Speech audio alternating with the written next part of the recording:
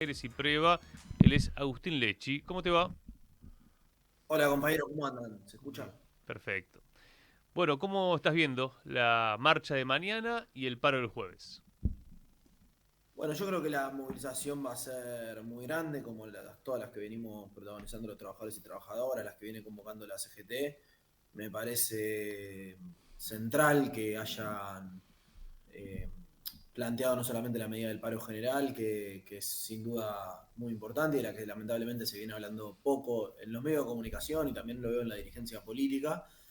Estamos más abocados a otras cosas en general. Y me parece una medida muy importante, ¿no? El tercer paro general contra el gobierno de Milei, la movilización va a ser grande y, y la sensibilidad la importancia de que el movimiento obrero respalde a los jubilados que vienen movilizando los miércoles, ¿no? Por eso era el 10 de abril y el 9 de la Ujú. movilización. Cuando Ader lo planteó en aquel congreso de la UTEP en CGT, por ahí algunos decían, bueno, falta, porque era, si mal no recuerdo, mediados de marzo, bueno, falta mucho, pero también había varias instancias en el medio, varios feriados. El 24 de marzo, que para nosotros era un día de lucha y de movilización, en donde el movimiento obrero también estuvo en la calle como todos los 24 de marzo. Así que, bueno, con expectativa, obviamente que la situación de la UTA, hay dos situaciones que para mí hacen que el paro necesite ser trabajado. Siempre tiene que ser trabajado, pero esta vez más que nunca. Por un lado, la carnereada de la UTA, que está buscando cualquier pretexto para bajarse, me parece lamentable. Eh, no nos sorprende.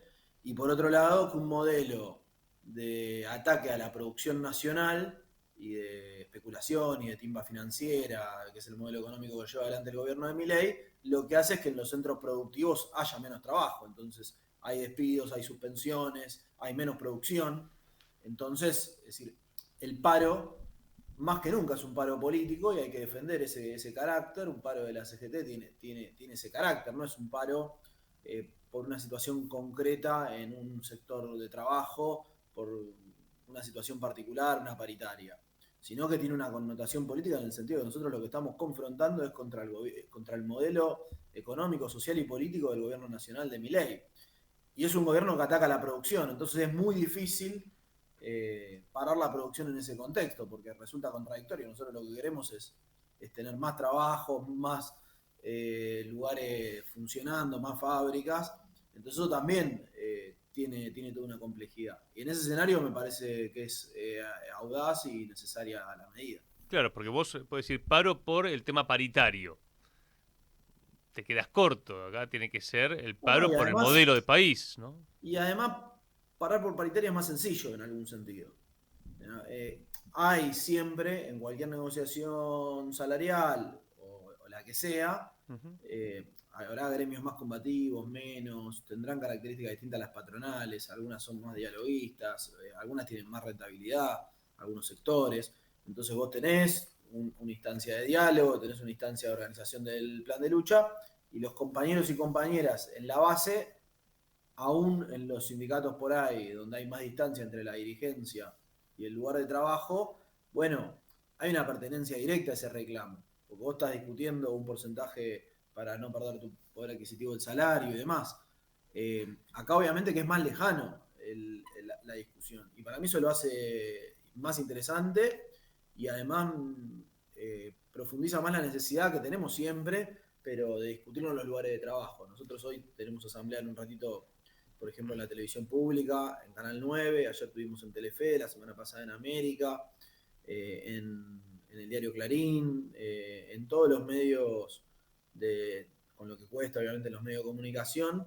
Pero bueno, y nosotros también estamos con paritarias abiertas, discutiendo también el tema del salario, así que obviamente el reclamo salarial va a estar presente, aunque insisto, yo no tengo ningún problema en reconocer que en algún punto es un paro político y bueno, justamente lo Claro. que estamos cuestionando es el modelo político, económico y social de mi Agustín, ley. en prensa me imagino que va a ser complicado, ¿no? Garantizar también la propia producción, o cómo se están dando los medios de comunicación, ¿no?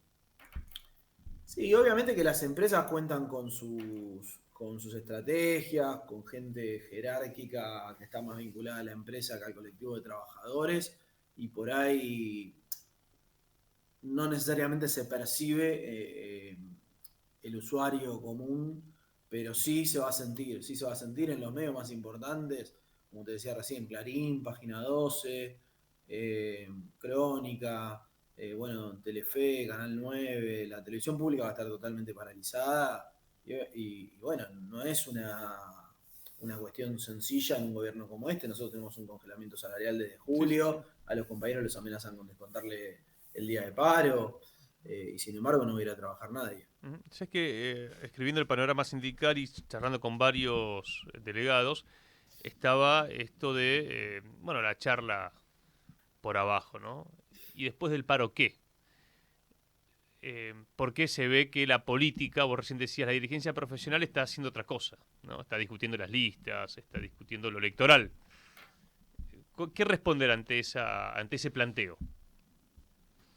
Bueno, siempre cuando la CGT no convoca paro, se la critica porque no convoca paro, y cuando, no lo digo por tu caso, que nos conocemos y siempre, y cuando convoca se le pregunta, bueno, ¿y después qué? Y creo que acá Héctor Daer lo enmarcó cuando lo anunció, lo preanunció, porque en realidad el anuncio fue posterior, en ese congreso de la UTEP en el Felipe Vallese de la CGT, en un plan de lucha, en donde incluía la movilización que vamos a llevar adelante mañana, en el Congreso de la Nación junto a los jubilados, y en otras acciones como fuera el 24 de marzo.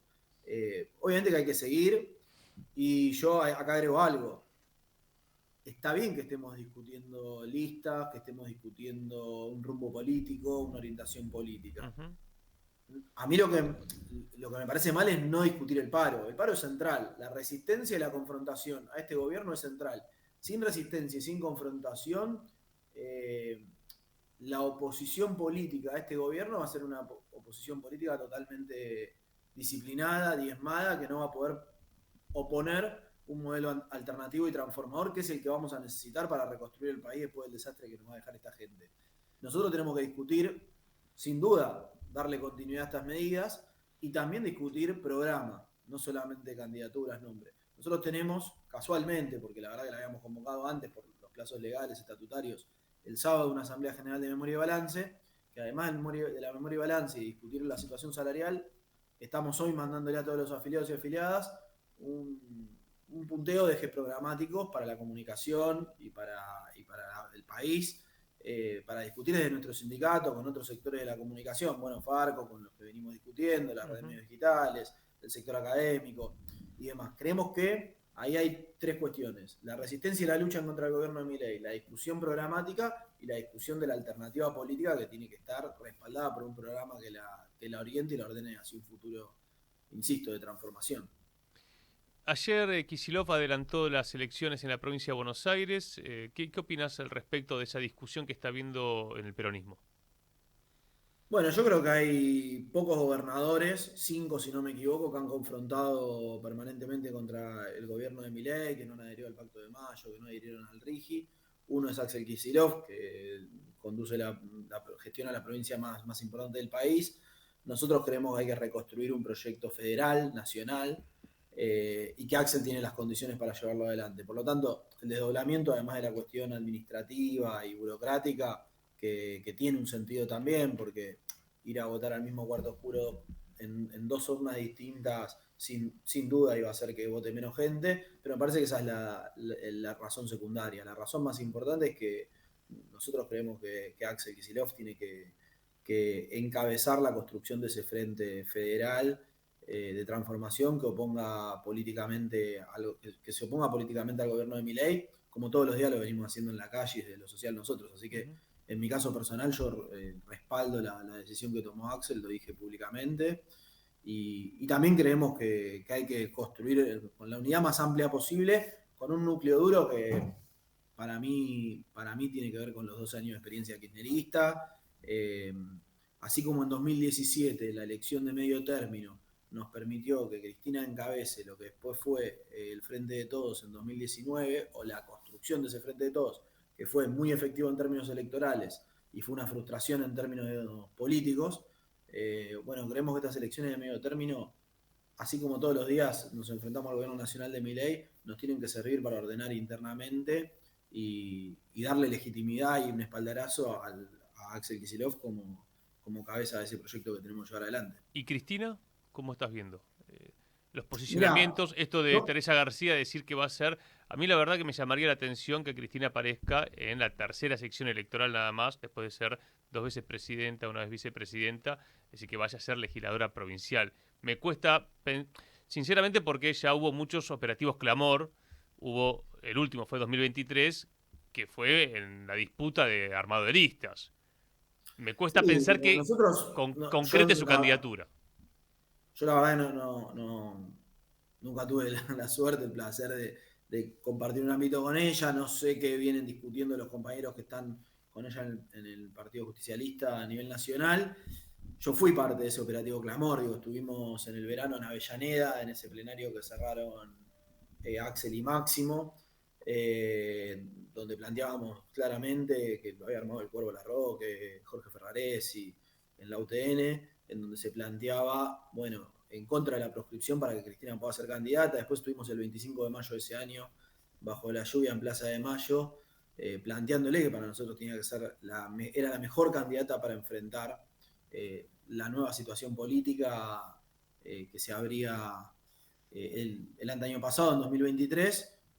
Eso no pudo ser. Bueno, ella va a estar donde quiera estar y para mí hay que respetarla. Es una de las dirigentes, es la dirigente más importante en el sentido de que fue 2 veces presidenta, fue vicepresidenta. En términos actuales, creo fundamental respaldar a Axel porque es el que gestiona y el que gobierna la provincia de Buenos Aires. Y nosotros entendemos que desde ahí, desde la gestión y desde la provincia de Buenos Aires, donde tiene que ser el eje vertebrador del Ujú. proyecto político que en 2027 le dispute a Javier Milei. Obviamente que si logramos derrotarlo antes a Milei, bienvenido, mejor. Bien. Pero nosotros entendemos eso, lo cual no excluye a Cristina en la candidatura de ningún ámbito. Obviamente que eso lo definirá ella y en donde esté, ojalá que se puedan poner de acuerdo para que haya una sola lista y un solo espacio de todo el campo popular y el peronismo. Quiero decirte que pese a las urgencias que te deben correr como dirigente sindical, te veo mucho más paciente que, por ejemplo, Juan Grabois, que dijo me hincharon todas las pelotas y de alguna manera los mandó a todos a cagar, ¿no? Públicamente. Bueno, yo creo que hay también estrategia de acumulación de cada sector. Yo lo respeto mucho a Juan, yo lo voté en las PASO en 2023. Después hicimos campaña con toda la fuerza y convicción posible por Sergio Massa, a pesar de la grande diferencia que yo tengo con el Frente Renovador y con la trayectoria de Massa. Pero yo lo acompañé en las PASO. Insisto, lo respeto mucho. Creo que debe ser incómodo para él tener que, entre comillas, tomar partido, tomar posición en la discusión entre Axel y Cristina. A mí me pasa en algún sentido algo parecido. Yo no vengo de la experiencia kirchnerista, no vengo de la militancia orgánica en el kirchnerismo ni en 2010 ni en 2012, digo, en los momentos donde una gran parte de mi generación se volcó a militar ahí, vengo más de la experiencia de la militancia sindical. Desde ahí llego a la discusión política. Entonces por ahí no tengo las ataduras o cierta nostalgia que tienen otros compañeros, que la entiendo y la respeto, no quiero ser despectivo con eso. Pero entiendo que debe ser complejo para Juan. Nosotros sí tomamos posición claramente, venimos acompañando la construcción política de Axel, aun cuando tenemos diferencias, lo hemos dicho, en las cuestiones de la comunicación, nosotros junto a ustedes y a otros sectores hemos planteado diferencias públicamente, lo cual no quita que para nosotros es el mejor candidato y es el mejor espacio político. Y a Juan también lo necesitamos ahí. Después me parece que cada sector político, cada agrupación política, cada organización elige los tonos para acumular para su sector. Yo en ese sentido veo lo que salió a decir o hizo circular Sergio Massa o Juan Grabois como muy parecido con modales muy distintos. Le sirve para acumular para su sector a Massa planteando la unidad, para mí medio impostada, porque claramente viene jugando un rol muy cercano a Máximo Kirchner, a pesar de que para mí, durante el gobierno de Alberto, la discusión estratégica que partía aguas era la del Fondo Monetario Internacional y en esa discusión tenían posturas distintas, encontradas, en algunas cuestiones se encuentran y lo veo mucho más cercano ahí. Esto es un análisis Bien. mío desde No, afuera. no, me interesaba, digamos, porque es parte de lo que se discute en la política profesional. Después yo creo que... No, y después, a todos nos rompe las pelotas que estemos discutiendo más de la táctica electoral que del paro Sí. general. A mí me pasa también. Sobre todo a Yo los ayer, propios ayer incluso, Agustín, que no entienden qué es lo que se discute. Va, se discuten las listas, ¿no? Queda a las claras, pero de una No, manera... para mí se discute de dónde está el eje vertebrador del proyecto político que le vamos a contraponer a Javier Milei y a la ultraderecha de las grandes corporaciones de cara a 2027. Para mí se discute eso, y es legítimo y es válido. Es válido que Cristina, del Partido Justicialista Nacional, discuta eso, que Máximo Kirchner lo discuta, que intendentes como Julián Álvarez o Mayra Mendoza lo discutan, y también es válido que lo discuta, obviamente, y yo estoy ahí, el gobernador de la provincia más grande del país, que a pesar de la confiscación de los fondos de coparticipación, del asedio del gobierno nacional, que prácticamente dijo que iba a intervenir la provincia, bueno, viene enfrentando y viene participando en cada movilización de que algunos le decían a Axel que su participación en movilizaciones tan temprano, como por ejemplo el 27 de diciembre a tribunales o el 14 de enero frente al Congreso de la Nación en el primer paro general de la CGT, era muy apresurado, muy prematuro. Bueno, nosotros eh, creo que lo respaldamos con mucha convicción en ese sentido. Creo que era mejor que esté en la calle porque mostraba el rumbo que tenía que tener nuestro pueblo y la oposición política que especular con si Javier Milei llevaba 100, menos de 100 o más de 100 días.